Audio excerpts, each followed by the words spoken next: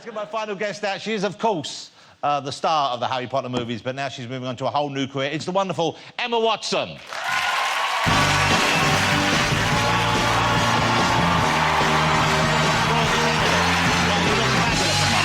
Lovely to see you again. Come on, sit down.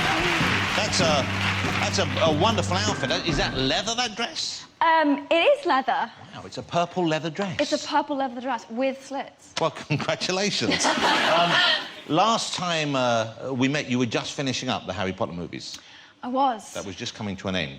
And I got the feeling that you were a little relieved, but at the same time, obviously dealing with, you know, something very big ending in your life. How did that feel straight afterwards? How did you process that, kind of moving on for something that crucial to you?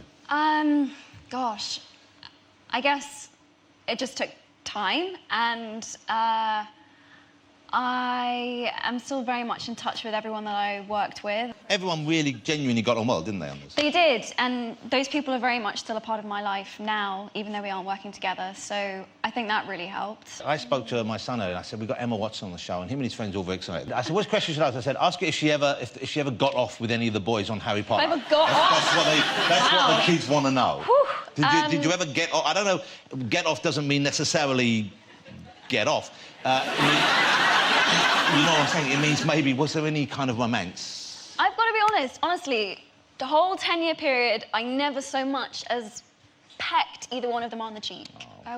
It was pure friendship all the way from the beginning. So it was just friendship, really? You were like brothers and sisters? What about Draco? What about Tom, who played Draco? There was something going on there, wasn't there? That's what I heard. How do you know this? I heard this. You've done your research. Yes, age sort of like between sort of the ages of 10 and 12, I had a really terrible crush on Tom Felton. But you know why? Because girls love a bad guy. We love a bad guy, and he was a few years older, and he had a skateboard. Wow.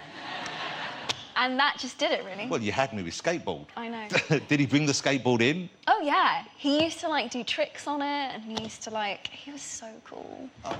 Yeah. And did he know you had a crush on him? He totally knew. And the thing is that he'd tell everyone, he's like, oh, I see her in, like, a younger, sisterly way. Oh. And it just broke my heart. Oh. It still does. That bastard. I always knew Malfoy was an evil little piece of work, and he broke her mind, his heart. He really did. It was gutting, really. You know, the weirdest thing, I suppose, it must be strange for you, but it's strange for all of us to have seen you grow up and be part of our lives. From how old were you when you started the films? I just turned 10. Just turned 10? Yeah. 10 until you become a young woman, and they become young guys. And if you look at the differences, I mean, we have you here now, but you look, that's when you first started. And then we have Dan when he started. Look at Dan. I mean, I think Dan maybe changed the most. Maybe not, because that's Dan then. Look at Dan now, and you can still see it's clearly him. But look, he's turned into a handsome leading man. And then we have Rupert. Look at Rupert, and look at Rupert now. He looks so different. It's like, I mean, it really is. I mean, it doesn't look bad, but it's a choice, I suppose.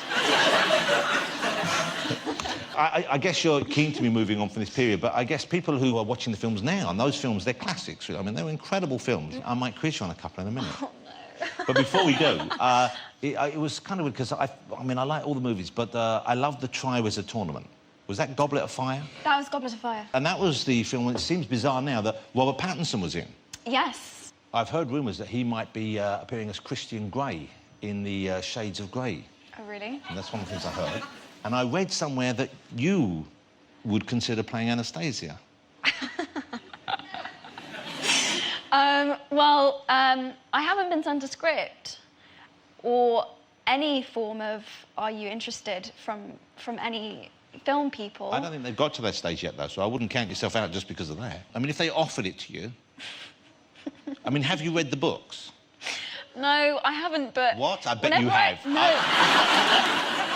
It's so funny. I was literally just having this conversation 5 minutes ago. I was like, can someone just tell me what happens? Because I don't understand what all of the fuss is about. And now she gave me a short synopsis. Who did? My makeup artist. OK. And... She looks the sort. I saw her. She looks the sort. How is it for you being a grown-up young woman now with the fact that you were a child star? Because often people wonder about whether that's an easy transition to make. You want to know if I'm f***ed up?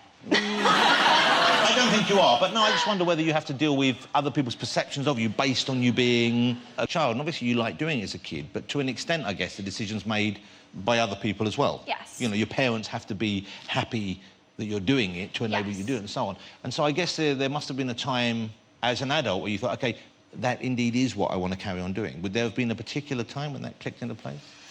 Well, I took a year or two off to go to university, and I got sent the script for this film called The Perks of Being a Wallflower. Which is the new movie, which is down there. One I've just... And it was quite a famous book. I mean, it was a very well thought of book, wasn't it? Yes. I didn't know this at the time, but, I mean, practically all my friends at college had read it, and there's kind of this very intense cult following for the people who really love it. Anyway, so I got sent the script, and I was really intrigued by it because it felt incredibly honest and sort of like the only thing I'd read that actually felt like it had anything to do with my own adolescent experience and the experience that I know a lot of my friends had. And so I said I would meet with Stephen, who wrote the book and who also directed it. And it's really funny because I didn't really know if I believed in myself yet as an actress outside of the role of Hermione, which I knew I could do, and I did for a long time, but I didn't really know if I had other people in me or not. So I just sort of like needed someone to sort of come along and be like, no, you can do this. You can do this. And that was Steve. Well, you can do it, and it's you yeah, know. It turns out that I can, which is great. That's a lovely one. I don't think anyone doubted that. Yeah, well, thank you. And it was nice to do something really different. I did an American accent. Well, it's very different because it's also kind of low budget, it's small, it's very personal, and it's very much about kind of complex, you know, human problems and emotions, of course. Let's have a look. This is a clip now. Have a look. This is The Perks of Being a Wallflower. It opens on the 3rd of October here, and you'll see Emma in a very different light. Look at this. Emma Watson in The Perks of Being a Wallflower. We're going to take a break. Stick around, Emma. I'd like to chat to you a little bit more after this, but we have Emma. Welcome back. I'm still here with the lovely Emma Watson. Are you filming at the moment in Iceland? Is that where you've come back from? I just came back from Reykjavik. So you're filming in Reykjavik. This is with Russell Crowe. It is you indeed. Just mentioned. How are you getting on with Russell?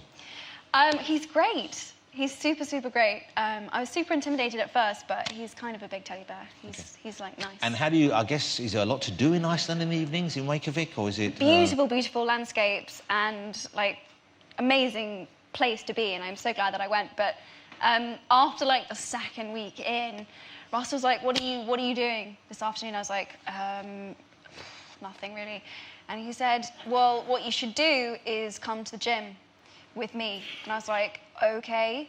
And with like 10 minutes in, he's got me like bench pressing stuff, and it was awful. And I was trying really hard to be like, I was like, yeah, I can do this. I can bench press.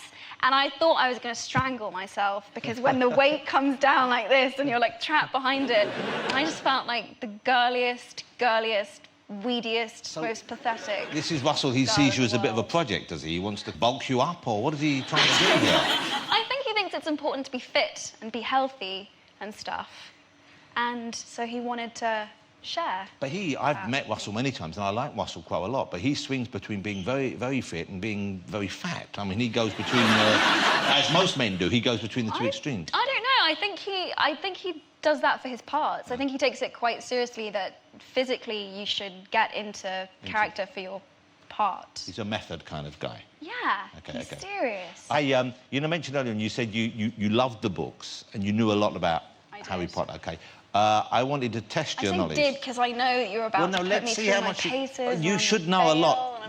You're in the films. You should still know a lot about the Harry Potter experience. OK, here we go. I've got some quiz questions for you based on Harry Potter. This is Quizzitch, OK? And we're going to see how much you can remember, if that's OK. OK. OK, so we're going to play Quizzitch.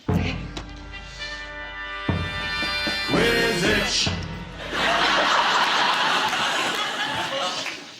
Question 1. OK. Who played the character of Hermione Granger in the Harry Potter... OK.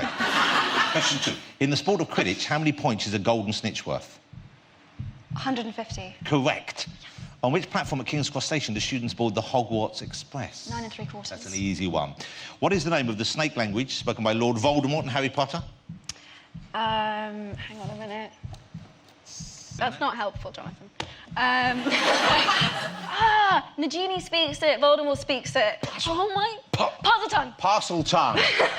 The spell Lumos makes a wand light up. What spell makes it go dark again? Lumos. Were you in the films? I'm beginning to... Nox. I never heard anyone say that in the film, though. What's the name of Neville Longbottom's father? You've got to be joking. This is so unfair. I'll ask you one more. It's the pressure. It's the blue light. I can't... Yeah? Too much. What was the name of the three-headed dog that guarded the trap door leading to the Philosopher's Stone? Fluffy. Fluffy! There you go. You did really well. That was perhaps unkind. It's a thrill to have you on the show because you've grown up. It might have been difficult circumstances for some, but you've grown up in the public eye, and that can't be easy. And you've turned into such a smart and capable and beautiful young woman, isn't she, ladies and gentlemen? Just such a joy to have you here. And you played along with everything here, so thank you so much. But I still find it so strange because I remember I was doing various film-related things, and I think I interviewed you and the other guys for every press junket. Yeah, you did. And I don't have a clip of me interviewing you on this one, but I just thought, amazed. This is, I think, the very first press junket. Oh, no! That you and Daniel and Rupert did, and it's just so cute, it's so sweet. So I'm going to inflict this one last thing on you before we let you go. Horrible. Have a look at... No, you'll love it. Look at this. Well, so far it's sort of turned things upside down. I don't know, I've never had anything happen to me like this before. I've never done anything. And it's just going to be so amazing to see how things are done. Hadn't done a day's filming yet, had you? That's so sweet. I haven't done anything. I'd never acted before, and now I have. And look at you now. You've been in the most successful movie franchise of all time, and you're now making grown-up movies and doing great in them as well. It's lovely to have you. Ladies and gentlemen, will you join me in saying thank you to the fabulous Emma Watson? Thank you so much. And thank you for playing along. You did well at physics. You did great.